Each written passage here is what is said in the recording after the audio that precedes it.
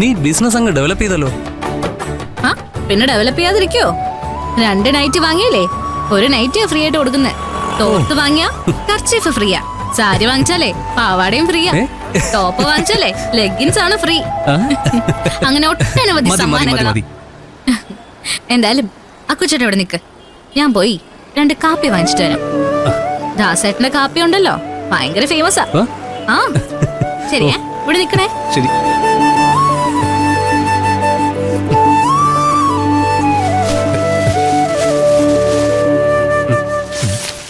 പൈസ പിന്നെ തരാവേ.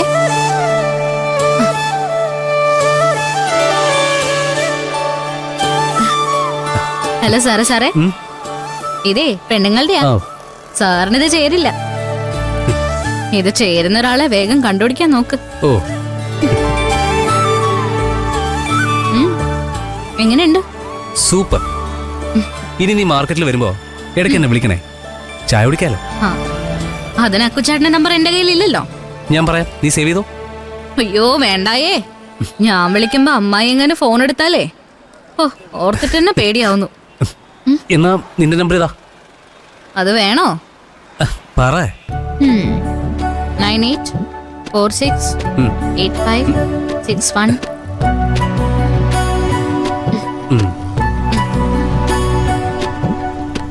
ചേച്ചി ഞാനിപ്പോ വരാവേ, നിങ്ങൾ നോക്കോ. എന്റെ ഏട്ടനാ. എങ്ങനെയുണ്ട്, കൊള്ളാമോ? ശരിയാ, നല്ല ചായ. എടി അഴിഞ്ഞാട്ടക്കാരി, നിനക്ക് കൊഞ്ചൻ എന്റെ മോനെ കിട്ടിയോളോടി. അമ്മേ ഒന്ന് ചുമ്മാ ഇരിക്കും, ആളുകൾ കേക്കും. ആ കേക്കട്ടടാ, എവിടെ തനിക്കൊടെ നാട്ടുകാര് മുഴുവൻ കേക്കട്ടെ. എത്ര ആട്ടി ഓടിച്ചു വിട്ടാലും പിന്നെ കേറി വരും. ഞാനൊന്ന് അമ്പലത്തിലോ കടയിലോട്ടോ പോയ ആ തക്ക നോക്കി പാത്തും പതുങ്ങി എവന്റെ മുറി കയറി കഥ കടയ്ക്കും. അതെങ്ങനാ? തന്ത മോശമാണോ തള്ള മോശമാണോ? ആരെങ്കിലും വളച്ചോണ്ട് വരാൻ വേണ്ടി രാവിലെ അഴിച്ചങ്ങ് വിട്ടേക്കോ ഇവിടെ. എടി താരത്തിനുള്ള ആരെങ്കിലും പോയി കണ്ണും കൈയും കാണിച്ചോണം കേട്ടോടി. എന്റെ കൊച്ചിനെ വിട്ടേക്കണം.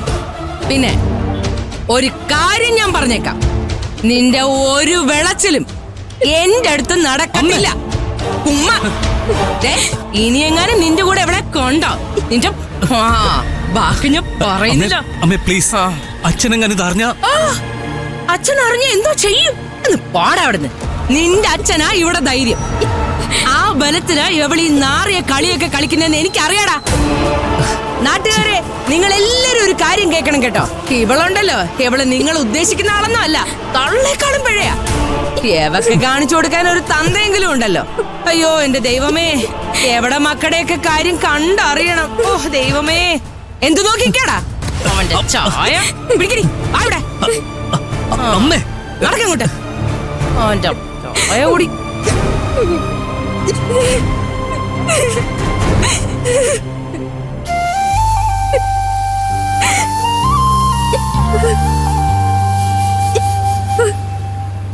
അയ്യോ പാവം, എന്തൊരു സ്ത്രീയാ അവര്. ഇങ്ങനെ ഒരു പെങ്കൊച്ചിനെ നാണം കെടുത്താൻ പാടുണ്ടോ? അത് ഈ നടുറോഡില്ലേ.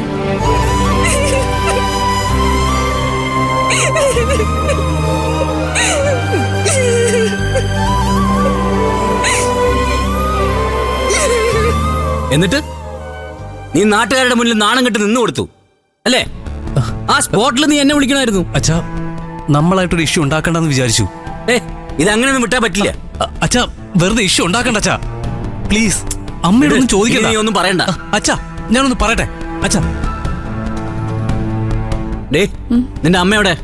അമ്മ എവിടെ ഉണ്ട്? എന്താ എന്ത് വേണം? നിനക്ക് നാണം ഉണ്ടോടി? എന്ത്? ഒന്നുമില്ലെങ്കിലും നിനക്ക് 2 പെൺമക്കൾ ഉള്ളതല്ലേ. പ്രായമായ ഒരു പെങ്കൊച്ചോട് ചോദിക്കാൻ കൊള്ളാവുന്ന ചോദ്യമാണോ നീ ചോദിച്ചത്? ഓ, അതും മാർക്കറ്റിൽ ഇത്രയും ആളുകളുടെ മുന്നിൽ വെച്ച്. നിന്റെ മോനെ കൂടി ചേർത്തല്ലേ നീ നാണം കെടുത്തിയത്? ജോയിൻ ചെയ്തിട്ട് 1 ദിവസമേ ആയിട്ടുള്ളൂ. അവനിനി എങ്ങനെ നാട്ടുകാരുടെ മുഖത്ത് നോക്കും? അത് പോട്ടെ, ആ പാവം പിടിച്ച കൊച്ച് ജീവിക്കാൻ വേണ്ടി തുണിക്കച്ചവടം നടത്തുന്ന ചന്തയല്ലേ അത്? അവിടെ ഇങ്ങനെ പുറകെ നടന്ന് നാണം കെടുത്തുന്നതുകൊണ്ട് നിനക്ക് എന്ത് സുഖം കിട്ടുന്നത്? അവളുടെ ഒരു കട്ടൻ ചായ നിന്റെ മോൻ വാങ്ങിച്ചു കുടിച്ചാ എന്താ കുഴപ്പം? അയ്യോ, ഒരു കുഴപ്പമില്ല. രണ്ടിനെയും കൊട്ടി മുറിക്കകത്തിട്ട് പൂട്ടി തന്ത കാവലിടുന്ന കാര്യം നാട്ടുകാരോടങ്ങ് പറഞ്ഞാ മതി. എന്തായാലും നാട്ടുകാര് നല്ല കാര്യങ്ങളൊക്കെ പറഞ്ഞു തുടങ്ങിയിട്ടുണ്ട്. അവളുടെ തോന്നിവാസത്തിന് സൗകര്യം ഒരുക്കി കൊടുത്തിട്ട് ഞെളിഞ്ഞങ്ങ് നിക്കുക. എടീ, നീ ആ പാവത്തെ കുറിച്ച് ആവശ്യമില്ലാത്ത പറഞ്ഞാലേ നിന്റെ നാവ് പുഴുത്തു പോകത്തുള്ളൂ. നിങ്ങളുടെ മനസ്സിരിപ്പ് വേറെ ആർക്കും അറിയത്തില്ലെന്നാ നിങ്ങളുടെ വിചാരം. ആ അരവിന്ദ, നിനക്കറിയോടാ നിന്റെ തന്തയുടെ മനസ്സിലിരിപ്പ്? ആ പിഴച്ചവളെ നിങ്ങളുടെ ആരുടെയെങ്കിലും തല കെട്ടിവെക്കാൻ വേണ്ടിയേ നിന്റെ തന്ത നോക്കിക്കൊണ്ടിരിക്കുക. അവളാണെങ്കിൽ അത് നോമ്പ് നോറ്റിയിരിക്കുക. അതിന് നിന്നെ കിട്ടത്തില്ലെന്ന് അവക്കറിയാം. എന്താ കാര്യം എന്നറിയാവോ? ഞാനാ നിന്നെ വളർത്തിയത്. പക്ഷേ എവനുണ്ടല്ലോ, എവനതിന് നിന്നോടുക്കും. എടാ ആകാശേ, അവളെ നിന്റെ തലയിൽ കെട്ടിവെക്കാനാണ് നിന്റെ തന്തയുടെ പ്ലാനെങ്കിൽ പിന്നെ എന്ത് ചെയ്യണമെന്ന് ഈ അമ്മയ്ക്കറിയാം. മനസ്സിലായോടാ? എടി, നീ അങ്ങനെ കാട് കയറി ഒരുപാടൊന്നും ചിന്തിക്കണ്ട. ഓ, അവൾ ഈ കുടുംബത്തിൽ വന്ന് കേറില്ലെന്ന് എനിക്ക് നന്നായിട്ടറിയാം. അച്ഛനും അമ്മയും ഇല്ലാതെ വളർന്ന കൊച്ചിനെ ഞാനാ വളർത്തിയത്. അവളുടെ മനസ്സെനിക്ക് നന്നായിട്ടറിയാം. അപ്പൊ പിന്നെ നിനക്ക് കടിച്ചു കയറാനായിട്ട് ഞാൻ അവളെ ഇട്ടു തരുമോ? അവള് ജീവിച്ചോളൂ അന്തസ്സായിട്ട്. ഇതിനേക്കാൾ അന്തസ്സുള്ള കുടുംബത്തില്. അച്ഛൻ പറഞ്ഞു കേട്ടതൊന്നും ഈ കുടുംബത്തിന്റെ അന്തസ്സ് കളഞ്ഞ അമ്മയാണെന്ന്. അതേടാ, അന്തസ്സൊക്കെ എന്നേ പോയി.